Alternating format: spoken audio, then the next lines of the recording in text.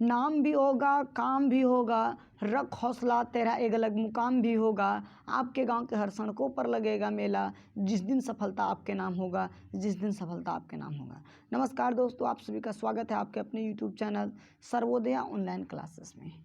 आज हम लोग इस वीडियो में देखने वाले हैं बहुत ही महत्वपूर्ण तौर तरीके से क्लास 11th के राजनीतिक विज्ञान का सिलेबस कि कौन कौन से चैप्टर हमें टर्म 2 के लिए पढ़ना है। हालांकि इसका सिलेबस तो दिया नहीं है, लेकिन फिर भी हम लोग बात करते हैं कि कौन कौन से चैप्टर टर्म 2 के दृष्टिकोण से सब्जेक्टिव की तैयारी करनी है और उसका तैयारी किस प्रकार से हम लोग बेहतरीन तरीके से करेंगे चैप्टर वाइज इंपॉर्टेंट क्वेश्चन का। चूँकि इसका मॉडल सेट मेरे तक आया नहीं है, यदि आया होगा आपके पास आप मॉडल सेट मेरे पास सेंड कीजिए, मैं उसका वीडियो अपलोड कर दूंगा। लेकिन अभी तक हम रिसर्च जहाँ तक सर्च किए मेरे पास जो है इसका मॉडल सेट नहीं है। शायद हमको लगता है कि जैक के द्वारा जारी ही नहीं किया गया हो, ये भी हो सकता है। खैर वो बात की बात है, लेकिन जैक मॉडल सेट नहीं आने की वजह से मैं चैप्टर वाइज चैप्टर आपके पास जो है वो इम्पॉर्टेंट क्वेश्चन लेकर आऊँगा, जो आपके एग्ज़ाम के लिए काफ़ी लाभदायक होगा, आपके बेहतर मार्क्स लाने में जो है आपको सहयोग करेगा। तो खैर सबसे पहले हम लोग चर्चा कर लेते हैं कि टर्म 2 में सर हमको पढ़ना कौन कौन सा चैप्टर है ना। तो बात करते हैं सर कि हमको पढ़ना कौन कौन सा चैप्टर है क्लास 11th की पॉलिटी में। आपको पता है कि क्लास 11th की पॉलिटिकल साइंस जो है वो 2 पार्ट में है, पार्ट ए और पार्ट बी। पार्ट ए में यदि हम लोग बात करें तो वो आपका भारतीय संविधान है, इंडियन कॉन्स्टिट्यूशन की बात करता है। और पार्ट बी में यदि हम लोग बात करें तो वो आपका राजनीतिक सिद्धांत है। यानी कि एक पेपर आपका भारतीय संविधान पूरा पढ़ना था और दूसरा आपका जो है वो आपका राजनीतिक सिद्धांत के रूप में पढ़ना था। तो यहाँ पर दोनों पेपर से आपको जो है वो कुछ कुछ चैप्टर पढ़ने, जैसे पेपर 1 से आपका जो भारतीय संविधान है उससे आपको चैप्टर नंबर 8 और 9 पढ़ना है। कौन सा चैप्टर पढ़ना है, ठीक है, जैसे यहाँ पर हम समझते हैं, ठीक है, पार्ट ए और पार्ट बी, ठीक है, पार्ट बी। पार्ट ए में आपको कौन कौन सा चैप्टर पढ़ना है, 8 और 9। 8 चैप्टर आपका जो है वो लोकल गवर्नमेंट होगा, ठीक है, स्थानीय सरकार या स्थानीय स्वशासन। और चैप्टर नंबर 9 जो है वो है एक सजीव दस्तावेज के रूप में संविधान। उसी तरीके से पार्ट बी में यदि हम लोग देखें तो टोटल 6 चैप्टर पढ़ना है। जैसे आपका 5वां चैप्टर हो जाएगा अधिकार, ठीक है, 6ठा हो जाएगा नागरिकता, 7वां हो जाएगा राष्ट्रवाद, 8वां हो जाएगा धर्मनिरपेक्षवाद, 9वां हो जाएगा आपका शांति और 10वां हो जाएगा विकास। अब आपको लग रहा होगा सर कि जैक बोर्ड ने जब ये सिलेबस जारी नहीं किया तो फिर आप कहाँ से बता दे रहे हैं। तो मैं आपका क्लास 11th का जो टर्म 1 का MCQ आपका ऑब्जेक्ट एग्जाम हुआ था उसको मैं पूरी तरह से एनालिसिस किया हूँ कि वो कौन कौन से चैप्टर से क्वेश्चन को उठाया है। जो चैप्टर से क्वेश्चन उठाया है मतलब वो आपको टर्म 1 में पढ़ना था, और जिससे क्वेश्चन टच नहीं किया है मतलब वो आपको टर्म 2 में पढ़ना है। तो इसीलिए जिस जिस चैप्टर से वहाँ पर क्वेश्चन नहीं पूछा उसको मैं टर्म 2 के सिलेबस में कन्वर्ट कर दिया। अब उसी के दृष्टिकोण से हम लोग जो है 6 चैप्टर यहाँ पर है और 2 चैप्टर यहाँ पर है। 8 चैप्टर की तैयारी जो है वो शानदार तरीके से इस 12 से 13 दिन के क्लास में हम लोग जो है वो निपट लेंगे, ठीक है। तो चलिए आज हम लोग स्टार्ट करते हैं पार्ट बी यानी दूसरा किताब का जो पहला लेसन होगा, है कि नहीं, इस टर्म 2 के सिलेबस के अकॉर्डिंग। हालांकि NCERT में जाकर देखिएगा तो ये 5वां चैप्टर है आपका, ठीक है। तो उसके अकॉर्डिंग जो आपका 5वां चैप्टर है और सिलेबस टर्म 2 के अकॉर्डिंग फर्स्ट चैप्टर आपका जो अधिकार है उसको हम लोग चर्चा करते हैं कि यहाँ से क्वेश्चन क्या क्या इंपॉर्टेंट आ सकता है। तो सबसे पहले मैं आपको पहले क्वेश्चन बता देता हूँ कि यहाँ से इंपॉर्टेंट क्या क्या आने वाला है। आप उसको नोट डाउन कर लीजिए और उसी क्वेश्चन का प्रिपरेशन कीजिएगा। मैं 3 नंबर और 5 नंबर वाला क्वेश्चन बताता हूँ। 2 नंबर वाला क्वेश्चन बीच बीच में ही समझाते चला जाऊँगा। तो देखिए 3 नंबर में आपका इंपॉर्टेंट है अधिकार क्या है, या फिर दूसरा क्वेश्चन इंपॉर्टेंट है कि अधिकार आपके लिए क्यों महत्वपूर्ण है। तीसरा क्वेश्चन 3 नंबर में पूछा जा सकता है कि अधिकार की कौन कौन से तत्व हैं। 3 क्वेश्चन हो गया। और बड़ा क्वेश्चन में आपका इंपॉर्टेंट है अधिकार क्या है, अधिकार के परिकारों का वर्णन करें, ठीक है, अधिकार के सिद्धांतों का वर्णन करें, प्राकृतिक अधिकार से आप क्या समझते हैं इनके सिद्धांतों का वर्णन करें। और एक चौथा क्वेश्चन और आपका 3 या 5 नंबर वाला पूछ सकता है कि मानवाधिकार से आप क्या समझते हैं, ठीक है। तो इतना ही क्वेश्चन हम लोग देखेंगे और आई होप यहाँ से आपका सारा क्वेश्चन जो है वो टच कर जाएगा, ठीक है। तो चलिए आज स्टार्ट करते हैं अधिकार क्या है, ठीक है, राइट्स क्या है, अधिकार क्या है। तो देखिए सबसे पहले मेरा डिफिनेशन समझ लीजिए, उसके बाद हम समझाने का प्रयास करेंगे आपको। कहता क्या है कि अधिकार व्यक्ति का वह आदर्श मांगे होती है जिससे समाज व राज्य के द्वारा मान्यता प्राप्त होती है। मान्यता प्राप्त तो होती है, कहने का मतलब है कि ऑलरेडी वो आदर्श मांग को हम लोग अधिकार कर रहे हैं, जिसको समाज और राज्य, राज्य कहने का मतलब है सरकार, हमारा देश, हमारा राष्ट्र, हमारा संविधान, उसको मान्यता दे दिया है। मतलब अधिकार व्यक्ति के द्वारा है ना मांग की गई वह आदर्श मांग होती है, जिसको समाज भी चाहता हो, राज्य भी चाहता हो और दोनों मान्यता दे दिया हो, उसको हम लोग क्या कहते हैं, अधिकार कहते हैं। जैसे समझिए, सपोज दैट, इसको एग्जाम्पल से समझिए कि व्यक्ति क्या आपका समाज से बहुत ज़्यादा घुला मिला होता है, व्यक्ति एक समाज का अंग है, तो भैया जो भी अधिकार होगा कम से कम समाज उसको एक्सेप्ट करेगा, है कि नहीं। उसके बाद राज्य उसको नेता देगा, स्वीकृति प्रदान देगा। जैसे समझो, थोड़ा सा एग्जाम्पल लेते हैं कि मान के चलिए आपको जो है वो अपना शरीर का वेट बढ़ाने के लिए या फिर अपना फिटनेस बढ़ाने के लिए आप बाहर में रहकर पढ़ाई कर रहे हैं। अब आपको जूस वगैरह पीने की मतलब अधिकार लेना है पिताजी से कि पापा आप हमको जो अधिकार दीजिए कि हम डेली जो है वो जूस पिए। हालांकि आपके पापा जी तो हैं, ऐसा नहीं कहेंगे कि मत पियो, लेकिन फिर भी यदि आप पीना चाहते हैं तो आपको क्या लेना होगा, पहले परमिशन लेना होगा। अब परमिशन लेने के क्रम में यदि हम लोग बात करें तो सबसे पहले देखेंगे हम लोग ये कि आपका घर में जमता किसके पास है, पापा के पास या मम्मी के पास। तो आपका यदि मम्मी के पास जमता है तो आप मम्मी को कहिएगा कि मम्मी हमको जूस पीना है, 2000 रुपया पर मंथ या 1000 रुपया पर मंथ आप बढ़ा के भेजिएगा। तो वो आपकी आदर्श मांग जो हुई है ना, वो आपकी आदर्श मांग जो हुई उसको मम्मी क्या करेगी, पापा के पास रखेंगे, है कि नहीं। कि सुनिएगा, अबर से 1 महीने में जो बाबू को भेजते होंगे पैसा 2000, वो 3000 कर दीजिएगा, चूँकि बाबू जो है वो फिटनेस के लिए जो है वो जूस वगैरह पीना शुरू कर दिया है। तब आपके मम्मी और पापा दोनों क्या करेंगे, उसको एक्सेप्ट कर लेंगे और आपको 1000 मिलना शुरू हो जाएगा। मतलब आपको अधिकार मिल गया कि अब जो है वो आप पी सकते हैं, ठीक है। तो उसी तरीके से यहाँ पर भी ये दोस्त कि अधिकार व्यक्ति का वह आदर्श मांग होता है जिसे समाज और राज्य के द्वारा मान्यता प्राप्त होता है, ठीक है। कोई भी अधिकार आपको, देखिए, अपने लेवल लॉ करके नहीं सोचना है, ऊपर स्तर पर जाकर आप सोचने का प्रयास कीजिए कि अधिकार व्यक्ति का वह आदर्श मांग होता है, ठीक है, जिसको समाज व राज्य के द्वारा मान्यता प्राप्त होती है। इतना तो जान लीजिए कि अधिकार प्रकृति ने नहीं दिया है, व्यक्ति के द्वारा ही मांग किया गया है और समाज और राज्य उसको दिया है।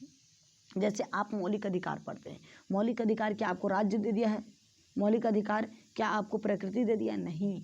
मौलिक अधिकार का भी बात उठाया गया संविधान में, तब आपको मौलिक अधिकार दिया गया और इस मौलिक अधिकार को पूरे समाज ने स्वीकृत किया, राज्य ने स्वीकृत किया, ठीक है। तो आई होप आपको समझ में आ गया होगा कि अधिकार व्यक्ति का वह आदर्श मांग होती है जिसे समाज व राज्य के द्वारा मान्यता प्राप्त होती है। अब इसको विभिन्न विद्वानों के द्वारा विभिन्न परिभाषाओं से परिभाषित किया गया, जिनमें बोसांक महोदय, गार्नर महोदय, बाइल्ड महोदय, आर्नस्टीन महोदय जैसे विद्वानों का महत्वपूर्ण योगदान है। अब इसमें से सबसे ईजी आपका बोसांक महोदय का डिफिनेशन हमको लगा, इसीलिए इसको हम जो है वो लेकर आए हैं कि अधिकार है ना, अधिकार समाज द्वारा स्वीकृत और राज्य द्वारा क्रियान्वित एक मांग है। यानी कि अधिकार जो है वो समाज द्वारा स्वीकृत और राज्य द्वारा क्रियान्वित एक मांग है। यानी कि सिर्फ ऊपर वाले डिफिनेशन को ही ये स्पष्ट करने का प्रयास कर रहा है कि अधिकार समाज के द्वारा स्वीकृत, मतलब जो भी मांग था है ना, अधिकार में जो भी आदर्श मांग किया जाता है उसको उस समाज क्या करता है, स्वीकृत कर लेता है और राज्य उसको क्रियान्वित करता है। क्रियान्वित मतलब उसका देख रेख करता है, उसको लागू करता है,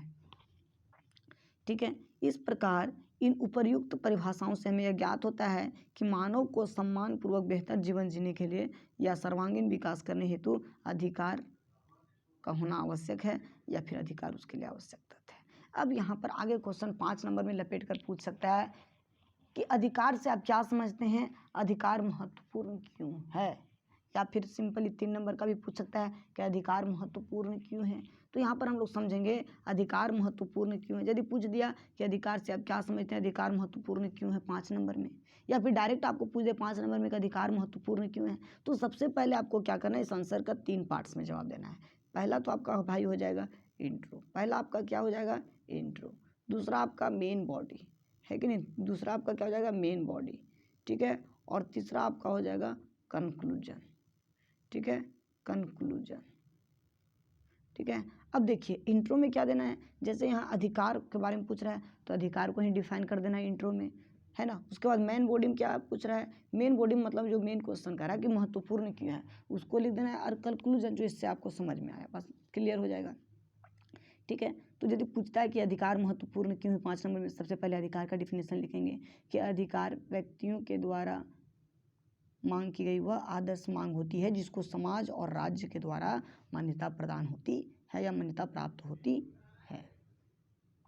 अब अधिकार उपरोक्त संदर्भ में जहाँ तक अधिकार महत्वपूर्ण क्यों का प्रश्न है, तो निम्न दृष्टिकोण से जो है वो अधिकार महत्वपूर्ण है। नंबर 1, ठीक है, नंबर 1 क्या है, अधिकार व्यक्तियों को सम्मान और गरिमापूर्ण जीवन जीने के लिए महत्वपूर्ण है। देखिए आज आपको संविधान, आज आपको राज्य, आज आपको समाज जो अधिकार दिया हुआ है ना, आज उसी अधिकार के बदौलत है कि आज आप समाज में जो है एक अपने सम्मानपूर्वक ज़िंदगी, गरिमापूर्ण ज़िंदगी को जो है वो जी रहे हैं, व्यतीत कर रहे हैं। चाहे आप एक बच्चे हो, चाहे आप बुजुर्ग हो, चाहे आप नवयुवक हो, ठीक है, आज हर कोई एक सम्मानपूर्वक ज़िंदगी जीता है, गरिमापूर्ण ज़िंदगी जीता है और ये जीवन जीने का अधिकार है। आप इसीलिए देखते होंगे यदि आप किसी के ऊपर जो है आप यदि गलत आलोचना कर देते हैं, किसी को अभद्रता के साथ किसी के साथ भाषाई प्रयोग करते हैं, तो वो उस पर आपका जो आप पर जो है वो मानहानि का केस दर्ज करता है कि इसने मेरा मान सम्मान जो है वो बर्बाद करने का प्रयास। अधिकार हमारे लिए इसलिए महत्वपूर्ण है क्योंकि आज अधिकार के बदौलत ही आज हम लोग जो है वो अधिकार की बदौलत ही जो है वो सम्मानपूर्वक और गरिमापूर्ण जीवन जीने के काम कर रहे हैं या जी पा रहे हैं, है ना। नहीं तो इस दुनिया में ऐसे ऐसे भी लोग हैं ना कि संविधान यदि नहीं रहता, अधिकार यदि नहीं रहता, तो गरीबों, हम जैसे गरीबों का जो है वो कोई पनाह नहीं होता धरती पर। आज देखते हैं इतना अधिकार मिलने के बावजूद भी कुछ क्षेत्रों में या कुछ ऐसे एग्जाम्पल मिल जाते हैं जहाँ पर गरीबों के साथ जो है वो बर्बरतापूर्वक बैल की तरफ, एक पशुओं की तरफ जो है वो व्यवहार किया जाता है, पशुवत व्यवहार किया जाता है। किंतु फिर भी हमें जो अधिकार मिले हैं, जो राइट्स मिले हैं, आज उसके बदौलत बहुत हद तक एक गरीब से गरीब व्यक्ति, एक अमीर से अमीर व्यक्ति भी अपना सम्मानपूर्ण और गरिमापूर्ण ज़िंदगी जी पा रहा है। दूसरा इम्पॉर्टेंट है कि अधिकार हमारी दक्षता और प्रतिभा के विकास के लिए महत्वपूर्ण है। अधिकार हमारी दक्षता और प्रतिभा के लिए कैसे विकास के लिए महत्वपूर्ण है, क्योंकि आज कोई भी सार्वजनिक पद पर बहाली निकलता है तो सभी लोगों को भरने की योग्यता होती है, ठीक है। अब उसका जो अपना क्राइटेरिया होता है, उसको जो पास कर रहा होगा उसी का। अब ऐसा नहीं कि जेपीएससी के लिए आपको ग्रेजुएशन कंपलसरी है, अब आप इंटरव्यू में कहिएगा हमको जेपीएससी भरने क्यों नहीं दिया जा रहा है, ठीक है। तो यदि आप क्राइटेरिया पार कर रहे हैं, आप क्राइटेरिया में हैं, ठीक है, तो आप फॉर्म को भर सकते हैं और वहाँ पर अपनी दक्षता कहने का मतलब है कि आपके अंदर जो कैपेसिटी है, आपके अंदर जो क्षमता है, नेतृत्व करने की जो क्षमता है, आप उसको दिखा सकते हैं। यदि आप सिलेक्ट हो जाते हैं तो आप अपने कौशल को दिखा सकते हैं। तो कहीं ना कहीं अधिकार एक निम्न से निम्न वर्ग के लोग, चाहे उच्च से उच्च वर्ग के लोगों को जो है वो अपनी दक्षता और प्रतिभा को दिखाने का एक समान अवसर प्रदान करता है। तीसरा हो गया आपका कि अधिकार जो है ना, तीसरा आपका हो गया कि अधिकार जो है वो सामाजिक कल्याण के लिए महत्वपूर्ण। देखिए आज अधिकार के बदौलत से जो है ना, आज अधिकार के बदौलत से जो है वो, आज अधिकार के बदौलत से जो है ना, आज समाज में कई तरह के अच्छे कार्य हो रहे हैं। आज अधिकार के परिणाम ही है कि समाज में कई अच्छे कार्य हो रहे हैं, है कि नहीं। आज समाज में एक दूसरे का कोई शोषण नहीं कर रहा है, आज समाज में कई कल्याणकारी योजनाएं चल रही हैं, तो ये अधिकार का ही परिणाम। उसी प्रकार से चौथा, अधिकार सरकार को निरंकुश होने से रोकता है। क्योंकि देखिए आपको अधिकार मिला हुआ है, यदि सरकार गलत करती तो आप उसके खिलाफ आवाज़ उठा सकते हैं, आप उनका विरोध कर सकते हैं। इसीलिए जो है हम लोग देखेंगे कि सरकार को हम लोग जो है वो निरंकुश होने से रोक देते हैं, यार ये अधिकार का ही परिणाम है। अब आगे क्वेश्चन देखिए, थोड़ा सा घुमा के पूछ सकता है भाई कि मनुष्य होने मात्र से व्यक्ति को कौन कौन से अधिकार होने चाहिए, मनुष्य होने मात्र से व्यक्ति को कौन कौन अधिकार चाहिए, ठीक है। तो नंबर 1 देखेंगे जीवन जीने का अधिकार। चलो कम से कम मनुष्य होने के नाते उसको जीवन जीने का अधिकार मिलना चाहिए। दूसरा स्वतंत्रता का अधिकार, जिसमें ये वाला भी आ जाता है, ये टॉपिक भी आ जाता है। स्वतंत्रता में बहुत तरह का स्वतंत्रता हो गया, भारत के अंदर रहने की स्वतंत्रता, घूमने फिरने की स्वतंत्रता, अपना व्यवसाय करने की स्वतंत्रता, विचार अभिव्यक्ति करने की स्वतंत्रता, है कि नहीं, अपना कार्य करने की स्वतंत्रता, सब चीज़ मिलना चाहिए। समता का अधिकार, देखिए समता का अधिकार कहने का मतलब है, समता का अर्थ आप लोग ये मत समझ लीजिएगा समानीकरण। समता कहने का मतलब है कि गरीबी अमीरी के बीच बैलेंस बनाने के लिए, गरीबी रेखा में जो लोग जी रहे हैं उनको ऊपर लाने के लिए या फिर अमीर लोगों के लेवल में पहुंचाने के लिए यहाँ पर जो है वो क्या करती है, अधिकार क्या करती है, समान अवसर प्रदान करती है। जैसे आप लोग देखते होंगे कभी कभी कोई वैकेंसी आती है तो उसमें ST SC वर्ग के लोग या जो पिछड़े वर्ग के लोग होते हैं उनको आरक्षण दिया जाता है, तो वो समानता के अधिकार के अंतर्गत ही है। आपको कहेगा कि नहीं है ना, कि मेरा 5 फीट हाइट है और हमको जो है वो आर्मी में ले लिया जाए। अब उसको छाट देगा, वहाँ दौड़ने के लिए जाएगा, उसको छाट देगा। अब वो कहेगा हमको तो समानता का अधिकार है, हमको छाट क्यों दिया, अगला वाला भैया को क्यों पास कर दिया। तो भाई उसका हाइट था तो वो गया, आपका हाइट नहीं था तो आप रह गए। तो समता का अधिकार ये कहता है कि आपको समान अवसर देगा। आप में यदि कैपेसिटी है, आप में क्षमता है, तो आपको समान अवसर देगा, ठीक है। और आप उस अवसर का लाभ उठाइए और एक समानीकरण अवस्था में पहुंच जाइए। उसके बाद कम से कम मनुष्य होने के नाते उसको एक समय शिक्षा का अधिकार तो मिलना ही चाहिए, ठीक है। चलिए ये हो गया। अब आगे की ओर आते हैं कि अधिकार के प्रकार, ठीक है। अधिकार के प्रकार कल इसको चर्चा करेंगे। एक शॉर्ट क्वेश्चन है, उसको हम लोग देख लेते हैं, ठीक है। उसके बाद वीडियो यहीं तक रहेगा, ठीक है। एक आपका जो है वो है प्राकृतिक अधिकार, कि प्राकृतिक अधिकार से आप क्या समझते हैं। तो देखिए, प्राकृतिक अधिकार कहने का मतलब है कि जब राज्य संविधान जैसा कोई चीज़ भी नहीं था, है ना। अभी ना आपका राज्य है, अभी ना आपका संविधान है, लेकिन एक समय ऐसा था 6वीं शताब्दी ईसा पूर्व में कि राज्य नाम का, उससे पहले जब देखें तो राज्य नाम का कोई शब्द ही नहीं था। तो उस समय जो जन्म से ही लोग अपना अधिकार समझता था, जन्म के साथ ही लोगों को जो अधिकार मिला होता था, वह अधिकार आपका प्राकृतिक अधिकार कहलाता था। जैसे समझने का प्रयास कीजिएगा कि प्राकृतिक अधिकार वह महत्वपूर्ण अधिकार है जो राज्य की उत्पत्ति से पूर्व, मतलब राज्य के आने से पहले जन्म से ही व्यक्ति को प्राप्त था, वह प्राकृतिक अधिकार कहलाता है, ठीक है। और इसी प्राकृतिक अधिकार का समर्थन करते हुए लॉक महोदय ने प्राकृतिक अधिकार का तीन वर्ग बताया है, जिसमें आपका है जीवन का अधिकार, संपत्ति का अधिकार और स्वतंत्रता का अधिकार। तो हमारा यह वीडियो आपको कैसा लगा ज़रूर बताइएगा। कल इस चैप्टर का पूरा इम्पॉर्टेंट क्वेश्चन जो है वो ख़त्म कर दिया जाएगा, ठीक है। आज यहाँ तक जो है वो 2-3 क्वेश्चन इंपॉर्टेंट रहा। हमारा ये वीडियो आपको कैसा लगा, यदि अच्छा लगा होगा तो प्लीज़ लाइक, कमेंट, सब्सक्राइब जरूर कीजिएगा। और कमेंट में आपको वीडियो चाहिए पॉलिटिकल का आगे कि नहीं, वो ज़रूर बताइएगा, क्योंकि आपका हर एक कमेंट जो है ना वो मेरे उत्साह को बढ़ाता है। जितना ज़्यादा मेरे अंदर उत्साह बनता है ना, उतना इनर्जेटिक रूप से हम जो है काम कर पाते हैं। इसलिए भाई लोग, आप लोग प्लीज़ सपोर्ट कीजिएगा हमको और ज़रूर कमेंट बॉक्स में बताइएगा कि आपको इस तरह का वीडियो चाहिए या नहीं। चलिए, बहुत बहुत धन्यवाद।